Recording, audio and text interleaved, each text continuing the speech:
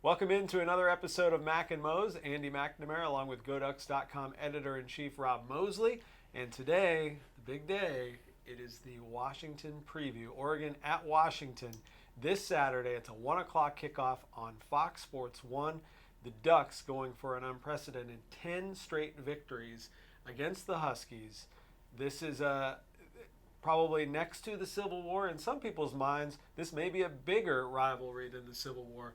A lot of momentum all week really heading towards this game, people getting pumped up for it. Yeah, particularly in my new position here working on the staff, some of the people who've been in this building 2-3 decades, the fire they still feel for this Washington game, I mean, it's been noticeable since Monday. That this game still means a lot to a lot of people, so the fans are not alone in that. The team has to take the approach it does to this rivalry, such as it is, by basically ignoring the fact that it is such. And I think that's legitimate. I think it's very, for a guy like, I watched Anthony Thomas interviewed yesterday. I watched Hronis Grasu interviewed today. These are guys from Southern California for whom this has been a pretty one-sided matchup in the last few years. They've grown up in this win-the-day culture where every game's a rivalry. I mean, it really is. When they get asked questions about rivalries, it's like they're asked in a different language. I mean, guys just don't even know how to process the question and give a good answer because they literally don't think on those terms. They're not trying to be coy. They do not think in those terms.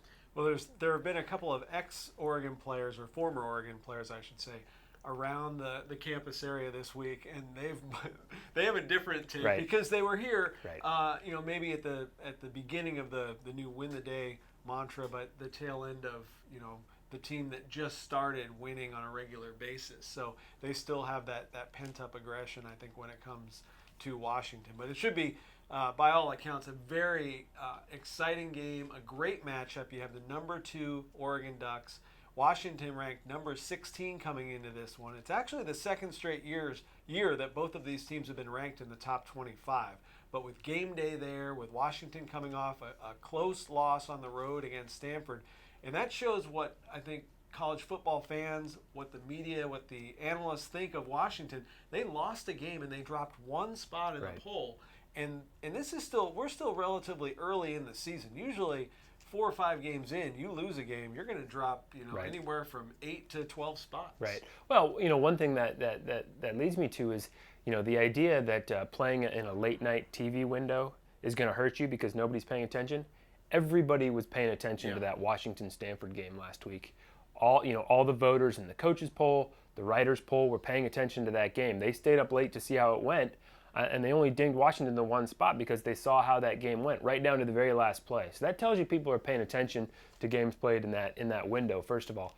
But second of all, that there's a respect, too, for the resume that Washington built, and that this game against Oregon was going to be something special. The fact that Husky Stadium is remodeled and there's a kind of a new excitement and energy around the program to that end is probably going to add to the atmosphere and probably something that they'll feature as well. So, from some production standpoints, it probably made a lot of sense too. But yeah, there's no denying that nationally this is a game with a lot of eyeballs on it. Let's talk a little bit about the matchups in particular. This Oregon offense and defense going up against Washington. Statistically, both of these teams rank very well throughout a lot of the most important categories in college football, and they're going up head to head.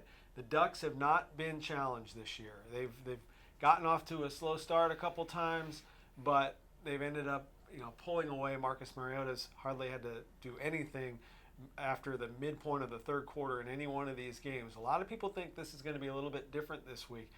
Keith Price, coming off his game against Stanford, impressed a lot of people last week. I'm going to go, though, opposite of what the common thread this week is talking about the quarterback matchup or talking about Price in particularly.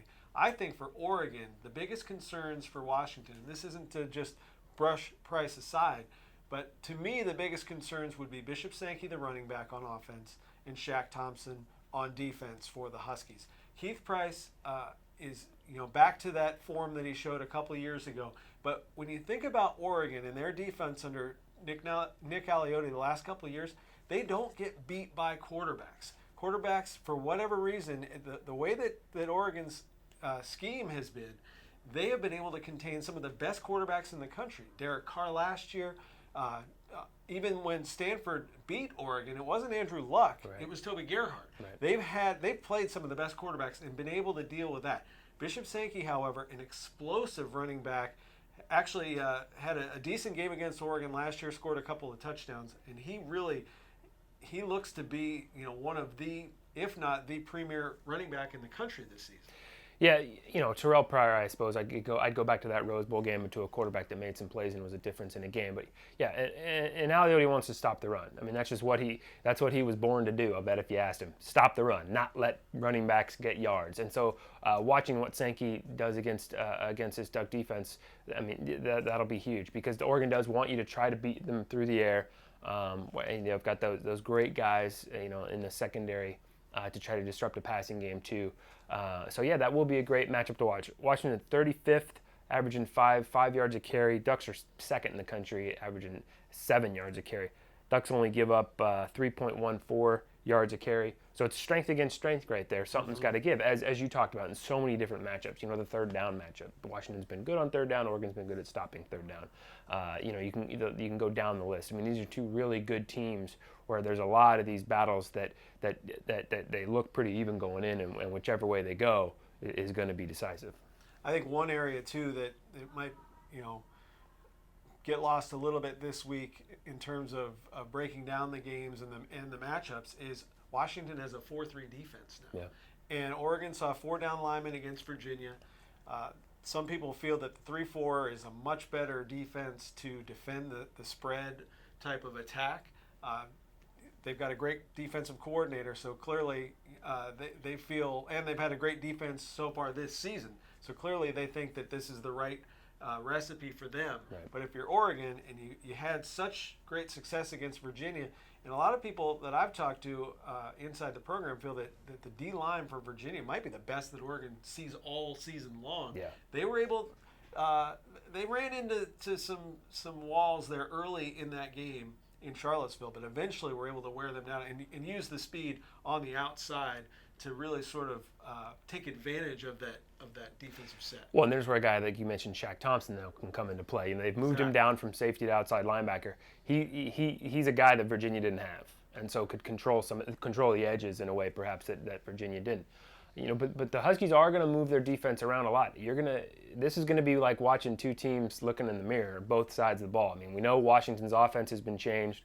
Oregon's offensive guys have said, yeah, watching Washington's offense is like looking in a mirror. It's the exact same offense, 100%. And defensively, there's some of that too. I mentioned talking to Hronis Grasu today. He said Washington's going to do a lot, to try to mix you up. Is it a 3-down front that they're showing? Is it a 4-down front that they're showing?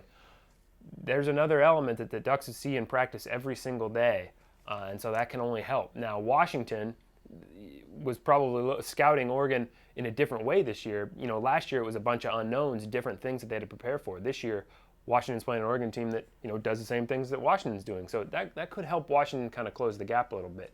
They're doing so many things similar to Oregon on both sides of the ball that could really impact this matchup.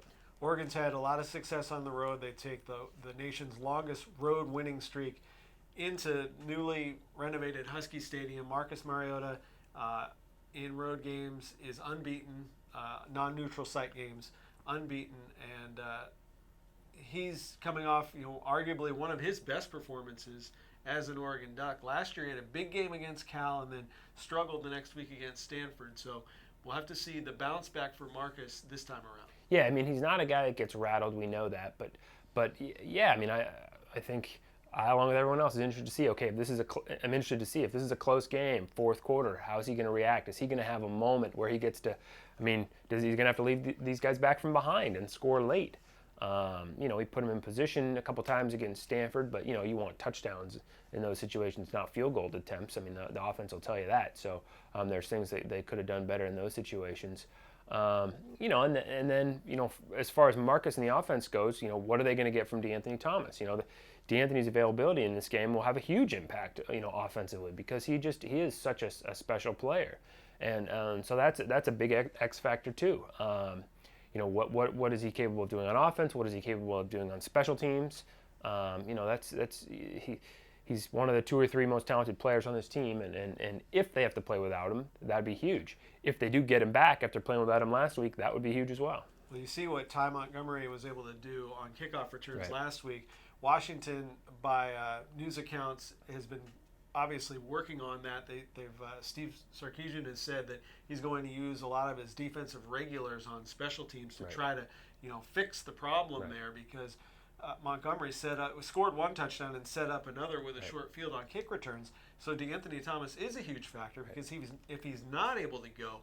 Troy Hill had his difficulties last week as a kick returner. Do they go back to Troy? Do they try something else? Right.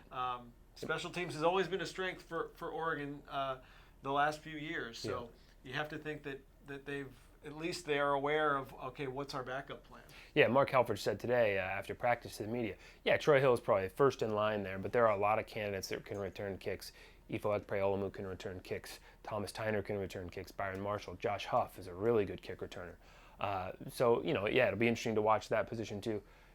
I was interested to read about Sarkisian talking about playing more defensive players on his special teams, because actually that's something I wrote about in Oregon's regard last week or the week before. The Ducks play a ton of defensive guys on special teams. And so when you hear about Oregon playing 22, 23, 24 guys on defense, that's great for keeping them fresh just defensively, but those guys play so much on special teams: punt return, kickoff return, that they're getting winded on those plays too. And so their defensive depth helps even more in that regard, and it helps keep those guys available to play on special teams, where, as Washington's finding out, you probably want them. We had a couple questions come in via Twitter, sent out a tweet, so keep that in mind for future episodes of Mac and Mose. If there's something specific that you want us to talk about, we're happy to do so. This one comes from Derek Tom. He's at Derek Tom. Any concerns with a slow start at the UW game, similar to what we've seen so far this season? Yeah, and that's another thing. You Coach wrote about that today. Yeah, wrote about that today. Coach Halford addressed that. He was surprised to see that. He said he's got a team. What you're looking for is to see, is your team acting in character or out of character, whatever that is, before a game. He said the character of this specific Oregon team is to be kind of loosey, kind of confident, maybe a little cocksure. Is how I interpreted him saying. And they just weren't that at Colorado. They were a little flat, a little quiet. The atmosphere pregame might have had something to do with that. You walk into a stadium, where it's not that noisy. There's not a lot of excitement. There were a lot of Oregon fans there too. It wasn't a hostile. They were doing their best. But some guys like a hostile environment. I mean, Terrence Mitchell was joking about how he wasn't surprised he got a couple of interceptions, because he feels like he plays better on the road. He almost thrives on that antagonism from a road crowd, and that didn't exist. That's going to exist this week. I mean, they're going to be hearing about it a lot. So if those guys come out of the tunnel for warm-ups, when they first get to the stadium 2 hours before kickoff, or when they come out, in uniform an hour before kickoff to do their real formal warm-ups, and they come out of the tunnel and aren't ready to go yet, the stuff they're going to hear from that Husky crowd, I imagine, which is great, which is what makes college football part of what makes it so fun, that's going to get them ready to play. Our next question comes from Morgan. Sorry, Morgan, I didn't write down your Twitter handle, and I have to read my own handwriting here. Schematically, how do the Ducks deal with or cover Safarian Jenkins, the tight end? Yeah, I mean, a big, mobile, sure-handed tight end in Safarian Jenkins. One of the concerns about this Oregon team coming into the year was linebackers and pass coverage. I mean, they need those guys to help on guys such as Safarian Jenkins. And with the loss of Kiko Alonso, with the loss of Michael Clay, that was a concern. I think Nick Aliotti knew he had guys, in Hardrick and Malone and Walker and Cassell, guys who could step up and be tough against the run. But could they, run down the field with a tight end? We saw them take their lumps early in the year. Nichols even had some success throwing underneath the running backs. Virginia's tight ends, that was about the only way they could generate some offense. But I think as weeks have gone on, you've seen guys like Hardrick and Malone improve in that regard. Joe Walker, I've seen 3 or 4 interceptions from Joe Walker in practice over the last couple of weeks. So that's an area where he's getting better as well too. Now this is a national, this is an elite tight end they're going against. So it'll be a test for even a quality linebacker in terms of his coverage skills. So I'd expect him to be able to make a few plays. But that's a good question. Do they man up Safarian Jenkins with a linebacker? Do they bring a safety down to try to help? That really will be an interesting thing to watch. Well, if it's anything like the last couple of years, also the pressure that they're going to attempt to apply on Keith Price, is going to also affect the passing game for Washington. Oregon, over the last 2 meetings, 18 tackles for loss, 7 sacks, 6 forced fumbles. So the defense has really been able to get after it against Washington. And on the road especially, they're going to have to clean up their own turnovers and then get back to forcing the opposition to make mistakes. Yeah, Washington, they think this is an improved offensive line. Oregon's defensive guys say they've noticed that on film. That it looks like Washington's offense is just communicating better, kind of on the same page a little better. And so it might be a tougher challenge right now. They just, in all facets, they seem to have finally grasped some of the things this coaching staff wants to get through to them. Some of the schematic changes seem to have really taken effect. And so, they seem to have finally found kind of the right recipe that they've been looking for since Steve Sarkisian took over. And so I'm really pumped to watch this game. I really think it is going to be absolutely Oregon's toughest test yet, and it's just going to be a real fun game to watch. It's coming up on Saturday, 1 o'clock. I believe the exact kickoff is 1:05. It's on Fox Sports 1. We do have a TV note, if you haven't heard, for the following weekend, October 19th, when Oregon returns home to face Washington State. That game is now a 7 o'clock kickoff, and that will also be on Fox Sports 1. That'll be the third broadcast on that network this year. So Oregon, certainly a very popular choice among Fox Sports 1 when they have the opportunity to pick the Ducks. So, well, the next episode of Mac and Mose should be pretty interesting when we break down this much-anticipated game between the Ducks and the Huskies. Till then, thanks for watching. We'll see you.